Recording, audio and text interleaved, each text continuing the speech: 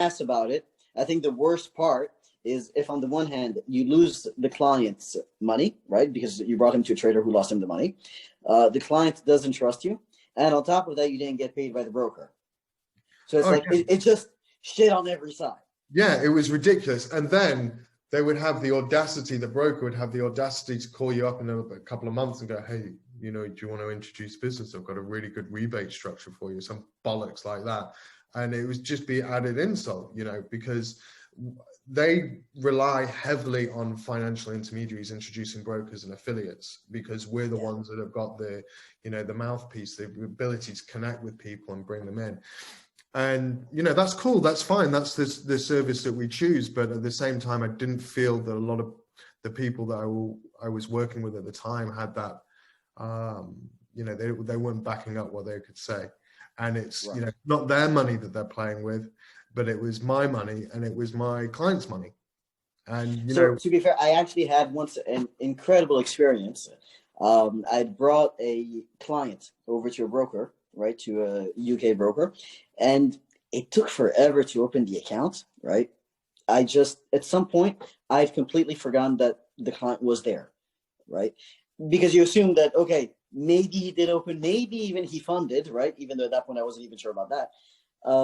And a few months later, I got a call from the broker who said, by the way, Ludo, I owe you over 70K. I was like, why? I'm not going to say no, but why? He said, well, that client that you brought over, he traded, you know, he opened the account, he funded, he's trading. I was like, really? And that guy, to this day, you know, if no matter where he works, if he calls me up and says, you know, I have something for you, yeah, sure, I'll work with you, because I know he's honest. Right. Yeah, I mean, that's like, you know, that's a rare thing, right? You know, so very rare. That doesn't really happen. And and that's a shame, because I think, honestly speaking, you know, and I'm biased because I'm being an intermediary and stuff, but, you know, I think we are the backbone of a lot of, you know, financial service firms, is their intermediaries, and they're introducing brokers. You know, there's a whole industry in it in Switzerland, and that sort of spread out massively. It's just that it was very, very honed in there. I'll say it's a shame in general. Look, when I mentioned earlier, you know, your last hurrah, yeah? I remember I once called you. I said, look, there's a company, you know, that may actually just buy it and use it and whatnot. And I was very excited, you know, like, because I was bringing you a good deal. And at this point, like, we had known each other for a few months, I think, right? Or maybe a year. No, it was less than a year still.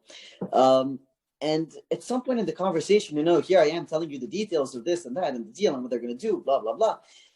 And at some point you stop and you say, wait, are you telling me this because I'm going to get paid? I was like, well, yeah, David. And I realized at that point, you'd been fucked over so many times. You just thought I was, you know, bragging that I had sold your stuff, right? But that you weren't going to get paid. Yeah. And you were in shock.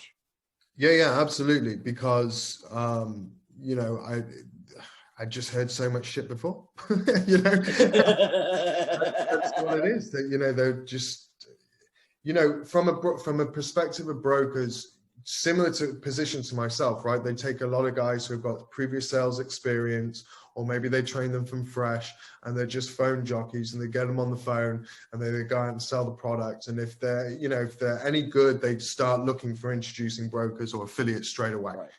And, you know, so, you know, I've heard it all before, and, you know, I've heard a lot of stories. I know that, you know, even some of the brokers that are still around today that I was introduced to, you know, that I was on their hot list, right, of people to call because I could get money in. Right. And, you know, a lot of the time I would get favorable terms. So, you know, because I worked really hard, and I would make sure that the clients were, you know, were in a position where they weren't getting fucked over to the best of my ability. That wasn't always what happened, but, you know, that would be something that I would be wanting, because I knew that my value was with my clients, right? And that's what I needed to protect. So when you went on that famous rant on LinkedIn, yes, which we'll cover later in detail, what was your plan at that point? So that epiphany, which is like that Jerry Maguire moment that I had in the middle of the night of just going, you know, I just had enough. I just had enough of like reading and listening to people's bullshit. And I felt like there was nobody else that was actually saying it. You know, when we would speak, I'd speak to colleagues and stuff like that. And we'd be like, oh yeah, MetaTrader. Oh yeah, this. Oh yeah, that. You know, B book, A book. And, you know, this guy lost this money. And, you know, we'd all be talking about like inside crew, like inside gang. Yet nobody was standing up and saying anything about it. And I thought, you know, well, fuck it, I'll do it. Because I was at that point really falling out of love with the industry that had given me so much. And so I think it was there was a lot of anger at the industry, but also anger at the way that it, you know, that my path had gone as well, right? Right.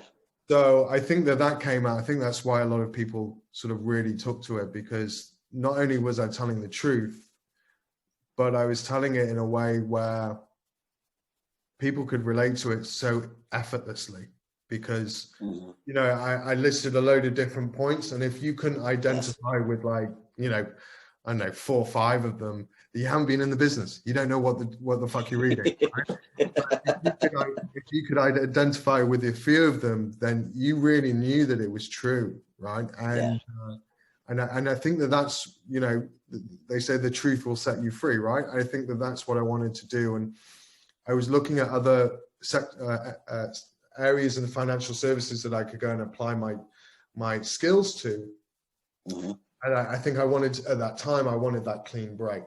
Now, it's not been the easiest break. Why? Because, you know, as much as I hate the industry, I fucking love it, right? I'm still still connecting with people. I'm still talking to people about stuff. I'm not getting involved in the same way that I was before, but it's part of my life, you know? And, and just as I had many good times, I met some great people who I still speak to today. You know, people who are like, maybe like yourself, if you want to. Thank you. You know, whether it be institutional traders, or whether it be, you know, hedge fund marketing guys, or bank traders, whatever, you know, or investors, whoever. You know, there are great people involved in the industry who, you know, I've formed good relationships with, and there's great products out there still. You know, and as technology evolves and people evolve, there's really are some great companies. I was just talking just before to somebody about eToro. You know, when eToro came out, I remember when, I mean, you may remember this as well. You know, it was a little company. You could trade, I think it was just 4 pairs, and it was like a video game. You had the sumo wrestler for the Japanese yen, and like, I think it was like a London bus for cable and whatever else, and you would place your trade, and then they would like run a race, and the one that won was madness, right? You know, now they're listing on the stock exchange in the US, right? And they've had massive success. They're incredible.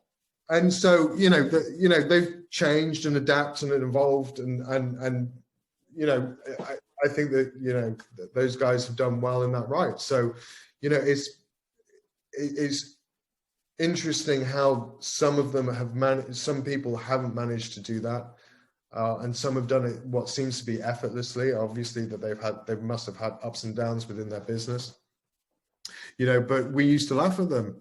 You know, MetaTrader, I remember when MetaTrader, you put an order in on MetaTrader, and if it got rejected, it would come up in Russian, right? And it was just like, you know, that was the thing, you know. It was like, oh, it's this Russian platform, and it's this, that, and the other. Well, you know, look how MetaTrader has to an extent evolved in the business, but at the same time, MT5 has been out for, you know, ages, right? And still the go-to platform is MT4.